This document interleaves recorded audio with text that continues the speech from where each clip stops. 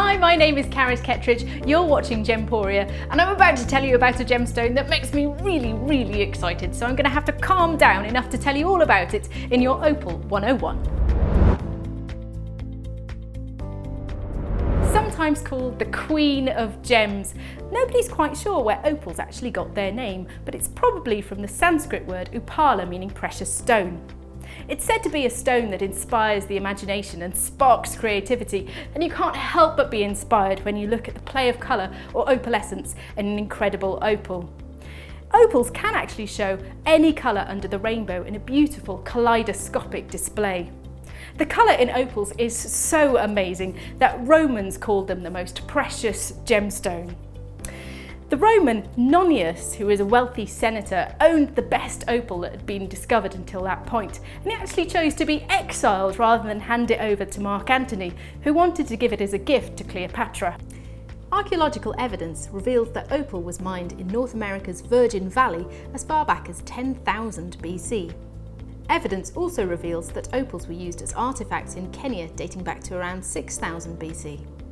Famed Roman philosopher Pliny the Elder spoke of opals as having the refulgent fire of ruby, the glorious purple of amethyst, the sea green of emerald, and all those colours glittering together mixed in an incredible way.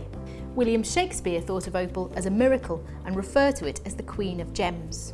In the late 1880s, opal was found in Australia's famed Lightning Ridge. It has since become Australia's national gemstone, and Australia now supplies over 90% of the world's opal. In 1956, the world's largest and most valuable gem opal was discovered in an opal field in Coober Pedy. The Olympic Australis was named in commemoration of the Olympic Games taking place that year. The opal weighed a staggering 17,000 carats. In 2008, an opal deposit was discovered in Ethiopia's Wello province and has since grown to become a strong competitor for Australian opal suppliers. Unlike diamonds and most other gemstones, opals are actually amorphous, which means they have no regular crystal structure. They're actually made up of millions of tiny silica spheres, and in between those spheres there's solidified acids, and that forms an opal.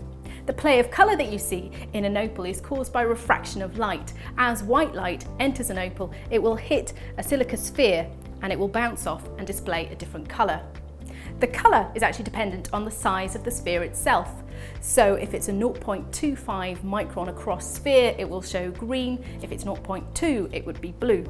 There's loads of different types of opals available, and there really is something for everyone. Some of these include white opal, light opal and milky opals.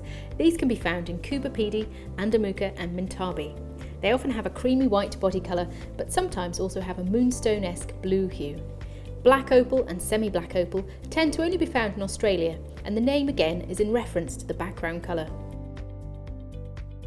Jelly opal is an opal in which the body colour is either transparent or translucent.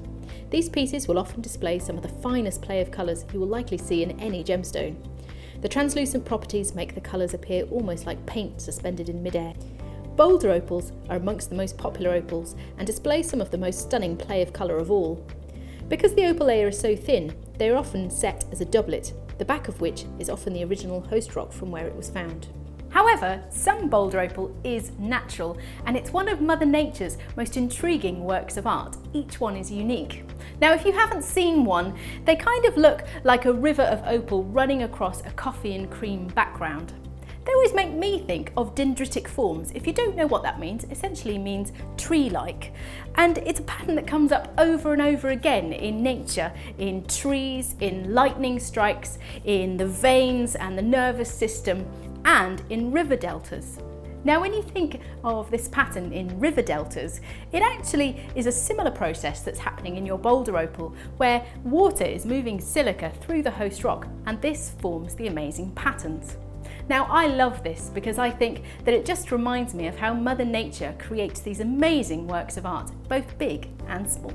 I'm often asked the difference between Ethiopian and Australian opals. Australian opals tend to come from a town called Coober Pedy in the centre of Australia, in what was, believe it or not, a dried out lake bed. This formed part of the supercontinent Gondwana, which broke up between 120 to 160 million years ago. This left a perfect blend of sulfuric acid and silica, which formed the opal. In appearance, they tend to look whitish, creamish or bluish. Ethiopian opals, on the other hand, are rather younger. They're around 30 million years ago, and it's believed that they formed in the resting periods between volcanic eruptions. The silica-rich volcanic ash formed a soil in which plants grew, and this created the perfect conditions for the formation of opals. In appearance, they tend to look more translucent than their Australian counterparts. You know what I love about opals though? It's all the different varieties, all the different colours, and the way each one is so truly individual and unique. They really are a fabulous gemstone. Thank you very much for watching. If you liked this video, do subscribe, or you can click on any of these videos on the left. Do check us out at gemporia.com as well as on Facebook, and please leave your comments at the bottom.